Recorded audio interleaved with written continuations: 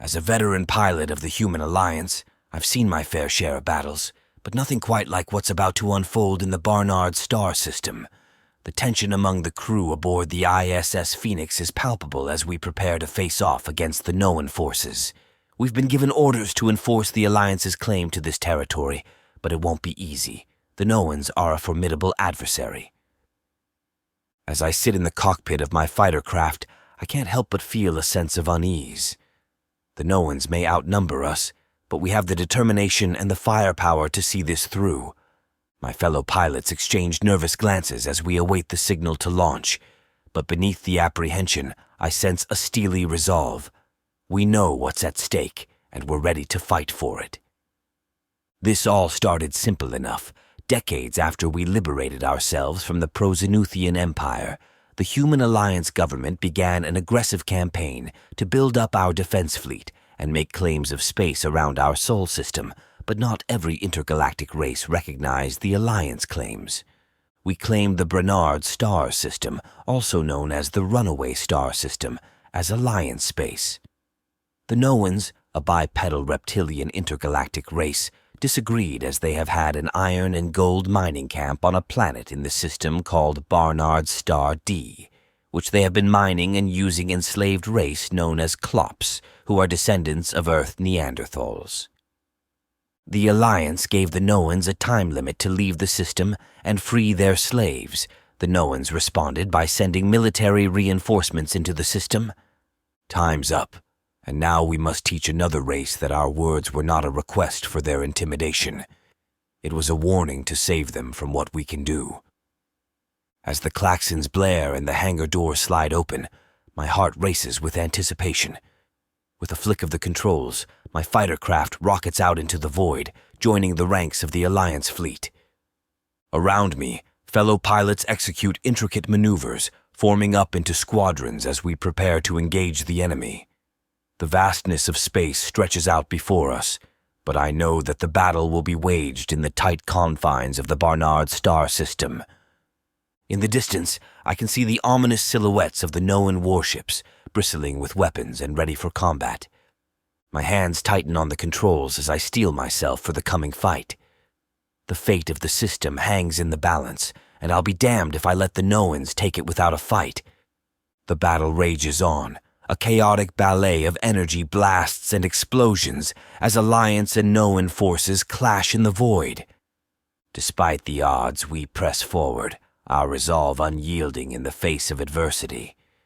As I engage Noan fighters in dogfights among the asteroids of Barnard Star D, I can't help but marvel at the courage and skill of my fellow pilots. Together, we are a force to be reckoned with. But victory comes at a cost. As the battle wears on, we suffer losses, brave men and women who gave their lives in defense of the Alliance. Their sacrifices weigh heavily on my heart, but I know that they did not die in vain. With each enemy ship we destroy, we honor their memory and reaffirm our commitment to the cause. And when the dust settles and the last Noan fleet ships fell back, we stand victorious, ready to defend our territory against any who would challenge us. As best I can tell, the Noans suffered nearly a third of its fleet destroyed before retreating to the edge of the system. We have suffered our own casualties as well. Almost 20% of our fleet has been destroyed or heavily damaged. We have won space at a cost. Our ships took up the defensive position over Barnard Star D planet. Our leadership has refused to bombard the planet below, as there are still thousands of innocent Klops deep in the mines we must rescue. My job as a pilot is to stay on the top side. Soon the Space Marines will have their turn at the enemy below. Although we have limited intelligence on the numbers, it is an assured bet that the Noan ground forces are reinforced by Morale mercenaries. Our Space Marines have fought those giants several times before, tall, ugly, red-skinned amphibious creatures that are 2 meters in height. They have 4 arms which they use to overwhelm their opposition with volley fire. Tough mothers for sure, but thankfully our Space Marines have always defeated them, but at a cost. They don't go down easily. Good luck, Marines. Corporal Bakshi braced himself as his squad of Space Marines deployed on the surface of Barnard Star D. The intensity of the battle is palpable from the moment we set foot on the system soil. The sky above is ablaze with streaks of energy as our space cover engages the enemy defensive towers, clearing the way for our ground assault.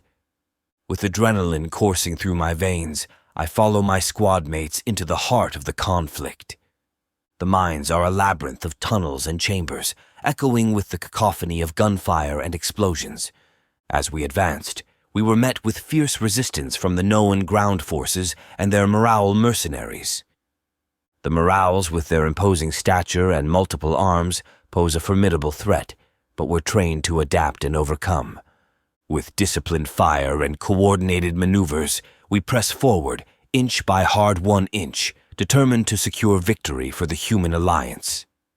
The battle rages on, each passing moment bringing us closer to our objective. Our squad moves with precision, clearing out enemy positions and securing key points within the mines. The Morale mercenaries proved to be tenacious adversaries, their volley fire testing our defenses at every turn. But we refused to yield, drawing on our training and camaraderie to push forward in the face of adversity. As the dust settles and the smoke clears, we emerge victorious, having wrested control of the mines from the Noan forces.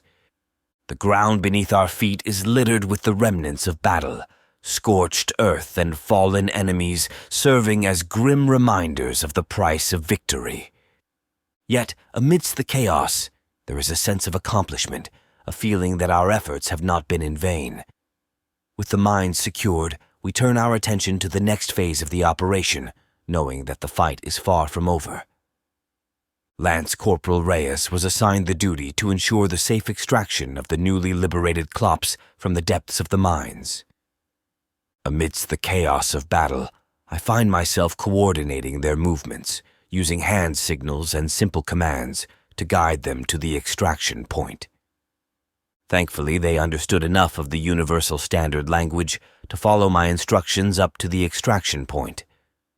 As I make my way deeper into the mines, gathering groups of Klops and leading them to safety, I encounter a wounded Morale. Despite its injuries, the creature lunges at me with surprising strength, its large hands gripping my torso. It was clear it was stronger than I was, but as expected, it wasn't as agile as humans. In a desperate struggle, I managed to position my arm with enough wiggle room. It grabbed me in a bear hug with 3 of its functioning arms. The Morale's injured arm gave me enough of a window to free my arm and grab the hilt of my kabar.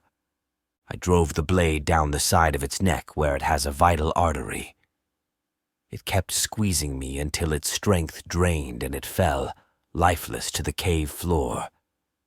Knowing that every second counts in our mission to rescue the enslaved Klops, I freed myself from its dead grip and continued my mission. Despite the harrowing encounter with the wounded Morale, I pressed on, determined to fulfill my mission. With each group of Klops I escort to safety, I'm reminded of the stakes of this conflict, the fight for freedom and justice against the tyranny of the Noans. The weight of responsibility sits heavy on my shoulders, but I draw strength from the courage and resilience of those I'm sworn to protect. As I navigate the labyrinthine tunnels of the mines, my senses are heightened, alert to any sign of danger. The air is thick with the smell of smoke and the sound of distant gunfire, a constant reminder of the battle raging above. Yet amidst the chaos, there is a glimmer of hope, the knowledge that with each Klops brought to safety, we're one step closer to victory over our oppressors. With 60% of the first mine cleared, we received a dire message from the command on our ships.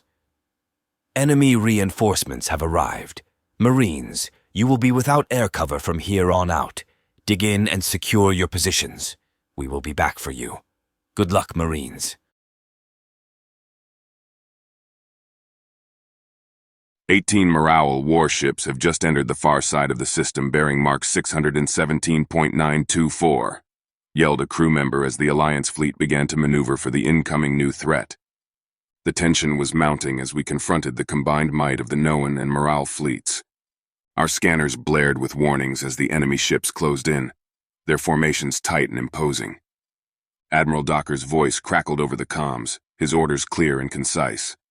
All ships take defensive positions around the large asteroid field around Barnard Star B planet.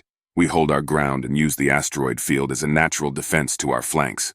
All Marines on the surface are to dig in and hold until we return. As I said before, my job as a pilot is to stay topside and keep the battle going up here.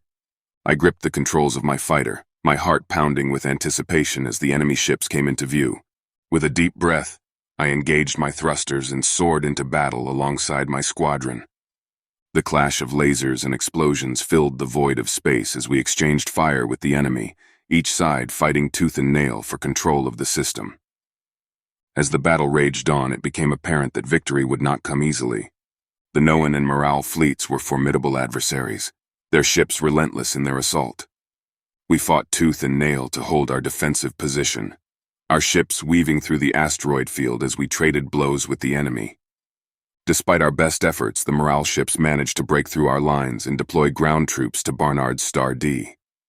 My heart sank as I watched their dropships descend towards the surface, knowing that the Space Marines and Klopp slaves below would face a fierce onslaught. With grim determination, we redoubled our efforts, determined to repel the invaders and protect our comrades at all costs. I could only wonder how the Space Marines were faring on Barnard Star D and silently wished them the best of luck. As Space Marines, it was our duty to hold the line against the relentless onslaught of the Morale forces. Captain Rossi's voice echoed in my earpiece as he barked out orders, organizing our defensive positions deep within the tunnels. We knew that we couldn't hope to match the Morale's air support, so we focused on maximizing our small arms fire and holding our ground. The battle that ensued was brutal and unrelenting. Wave after wave of Morale soldiers charged at us, their laser pistols blazing as they attempted to overwhelm our defenses. Despite the heavy casualties we sustained, we stood firm, refusing to surrender even an inch of ground to the enemy. These four-armed, overgrown alien toads are tough, no doubt about it, but they made one fatal mistake. They chose the Marines as their enemy today. A mistake many have made in the past, and like them, they will pay for it in blood. As the battle raged on, the toll of war became increasingly evident. I watched as some of my fellow Marines made the ultimate sacrifice as they fell in combat, their sacrifices weighing heavily on my heart. Captain Rossi's grim determination was a testament to our resolve, but the losses we suffered were staggering. Yet, despite the odds stacked against us, we continued to fight with every ounce of strength we had. With rifles, pistols, rockets, grenades, blades, we held them back.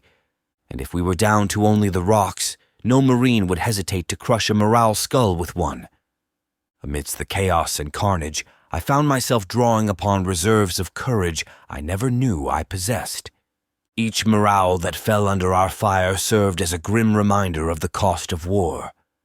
Yet, we knew that we could not falter, for the fate of Barnard Star D and its enslaved inhabitants hung in the balance. I kept repeating in my head the words passed down from every Marine that came before me to keep me going. Semper Fi. The battle in the asteroid field raged on. Admiral Docker's voice echoed over the comms, rallying our forces for a counterattack. With renewed determination, we launched a fierce assault on the Morale ships, targeting their vulnerable flanks and driving them back from Barnard Star D.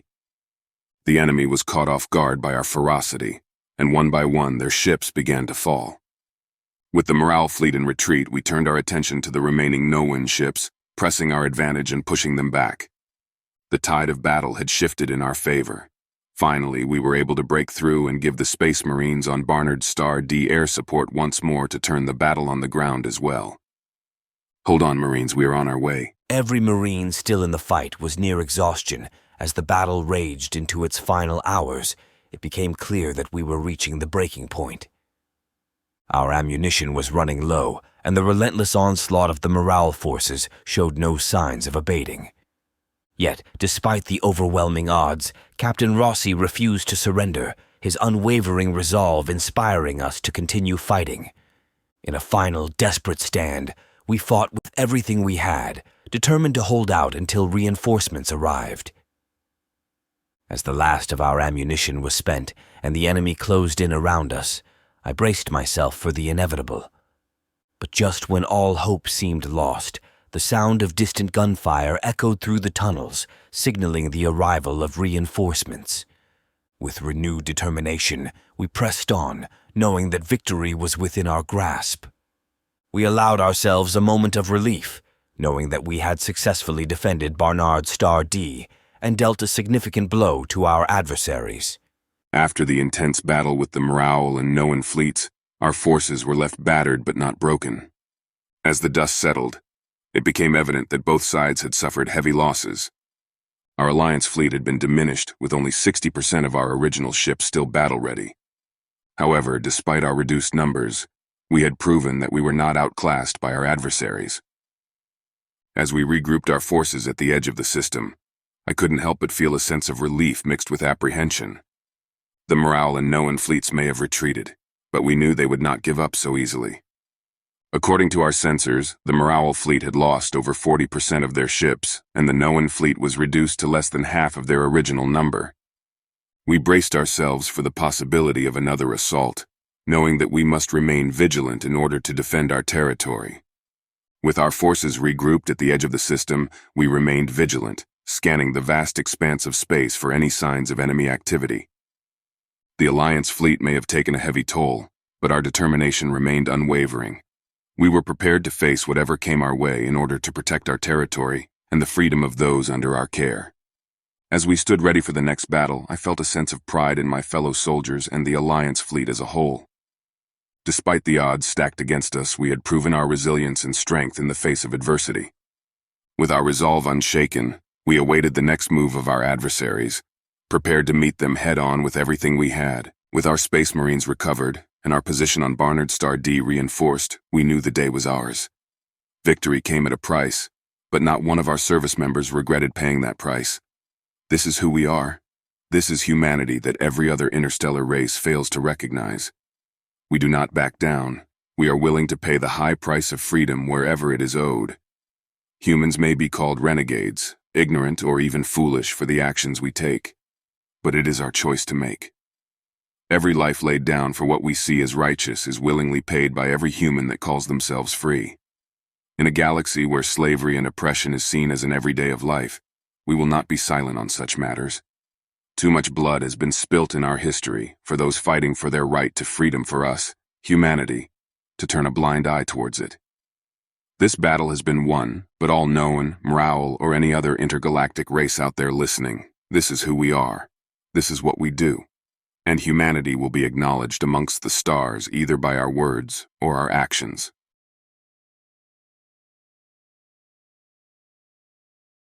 As the tension mounted aboard our flagship, the Defiance, I observed the tactical holographic display with a furrowed brow.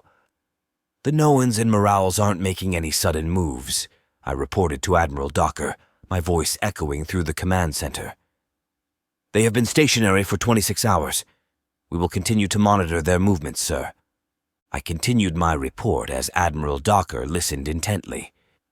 By the looks of things, our best guess is they may be waiting for reinforcements to strike again. Their ground forces have been defeated. Only the Noans were captured as the Morales never surrendered and fought to their last man. The intelligence gathered from the Noan interrogations, it would seem possible the Noan fleet could be working out a deal with all known Noan pirates in the nearby systems. The Noan government has offered the pirates contracts as privateers in times of need in the past. Admiral Docker nodded grimly, his gaze fixed on the holographic representation of the enemy fleet. Agreed, he replied, his voice resolute. We can't afford to underestimate them. Get our fighters and interceptors ready for launch. We'll need to maintain a defensive perimeter while we assess the situation and plan our next move. Find out what we can about all known pirates in any nearby systems. With a sense of urgency, I relayed the orders to the crew, knowing that the fate of the human Alliance fleet rested on our ability to outmaneuver and outsmart our adversaries. As the hours passed, The tension aboard the Defiance remained palpable. Every member of the crew was on high alert, ready to spring into action at a moment's notice. "Sir, we've intercepted some encrypted communications between known Noan pirate factions," I reported to Admiral Docker, my fingers flying across the control panel as I decrypted the data. "It looks like they're mobilizing their forces and preparing to join the Noan fleet on the outer edge of Barnard Star system." Admiral Docker's jaw tightened as he absorbed the information. "This complicates things," he muttered, his expression grave. "We'll need to adjust our strategy accordingly. Get me a comprehensive analysis of the pirate fleet's strength and capabilities. We need to know what we're up against." With a sense of urgency, I relayed the orders to our intelligence officers, knowing that our ability to gather accurate information would be crucial in determining our next course of action. As we monitored the enemy fleet's movements, tension gripped the command center of our flagship, the Defiance. The addition of 16 Noan pirate cruisers to the enemy ranks had significantly increased the threat level, although many of the ships were not military grade and some were in disrepair. "Admiral Docker, the Noan fleet is growing stronger by the minute," I reported, my voice tinged with concern. "They're still biding their time, waiting for more reinforcements to arrive, sir." Admiral Docker nodded, his brow furrowed in deep concentration. "Understood," he replied, his voice firm. "We need to act swiftly before the enemy gains any more ground. Deploy the Trojans as soon as they're ready. It's our best chance to turn the tide in our favor." With a sense of urgency, I relayed the orders to the engineering team, knowing that the success of our mission hinged on their ability to deploy the Trojans quickly and efficiently. As the minutes ticked by, anticipation hung heavy in the air aboard the Defiance. Finally, the engineering team reported that the Trojans were ready for deployment. "Admiral Docker, the Trojans are primed and ready for launch," I announced, relief flooding through me as I relayed the news. "We were able to bring 4 online. We can deploy them at any moment." Admiral Docker nodded, his expression determined. "Excellent," he replied. "Initiate the deployment sequence. It's time to show the Noan fleet what we're made of." With a sense of purpose, I relayed the orders to the rest of the crew, knowing that the success of our mission relied on the precision and coordination of every member of the Human Alliance fleet. As the tension escalated on the bridge of our flagship, the Defiance, I watched with a mix of anticipation and dread as more ships swelled the ranks of the Noan fleet. With each new arrival, the odds seemed increasingly stacked against us. "Admiral Docker, the Noan fleet is growing stronger," I reported, my voice betraying a hint of concern. "What are your orders, sir?" Admiral Docker's jaw tightened as he surveyed the tactical display before him. "Are the Trojans in position?" he asked, his voice steady despite the gravity of the situation. I nodded, confirming that the Trojans were ready to be deployed. With a determined expression, Admiral Docker gave the order to initiate Operation Trojan Horse. Moments later, the space the Noan fleet occupied lit up with the fiery explosions of 4 pirate ships, sending shockwaves through the Noan fleet and plunging them into chaos. The sight of the Noan fleet reeling from the devastating blow of the Trojans filled me with a sense of cautious optimism. "Admiral Docker, the enemy is in disarray," I reported, my voice tinged with urgency. "The flagship along with 2/3 of their fleet have received heavy damage." With a decisive nod, Admiral Docker issued the command to launch our counterattack.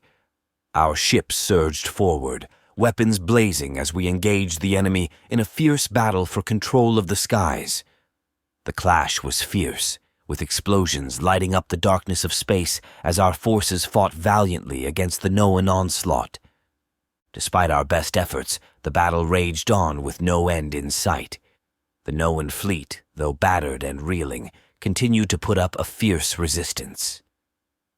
"Admiral Docker, the enemy is showing no signs of backing down," I reported, frustration evident in my voice. "They have sustained significant losses, but they have not issued a surrender, nor are they retreating." Admiral Docker's expression hardened as he surveyed the tactical display. "We can't afford to let up now," he declared, determination burning in his eyes. "Continue the assault. We'll fight until the very end if we have to." With renewed resolve, our fleet pressed forward, determined to emerge victorious no matter the cost. As the battle reached its climax, the known fleet finally began to falter under the relentless onslaught of our forces.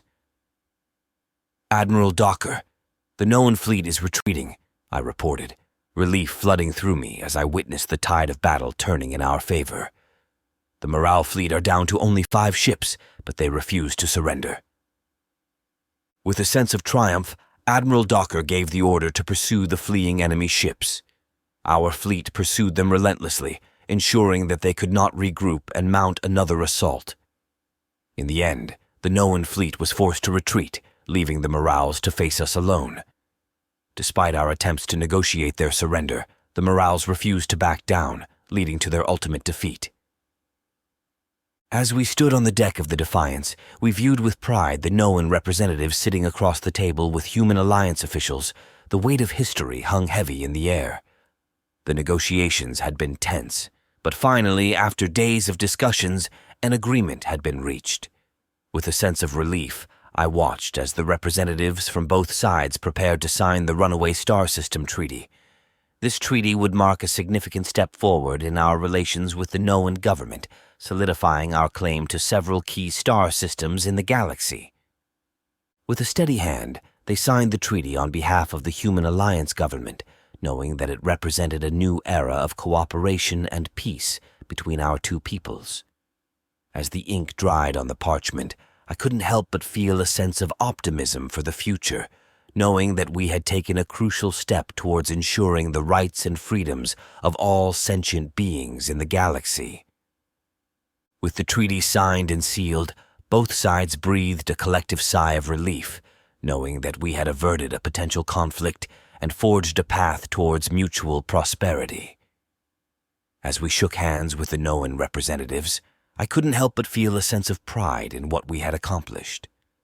The Runaway Star System Treaty would not only ensure the protection of vital star systems, but also pave the way for the liberation of millions of Klopp slaves who had suffered under known rule for far too long. As we left the negotiating table, I felt a renewed sense of hope for the future of our galaxy. With the Runaway Star System Treaty in place, we had laid the groundwork for a new era of cooperation and understanding between the Human Alliance and the known government. The known government recognized the following star systems as Human Alliance Space: Alpha Centauri System, Barnard Star System, Lumen 16 System, and Wolf 359 System. The Knowans agreed to stop all mining in those systems and to free all 2 million Klopp slaves currently living in those systems. It was a victory for diplomacy, a victory for peace, and a victory for all those who had fought tirelessly to ensure a brighter future for generations to come.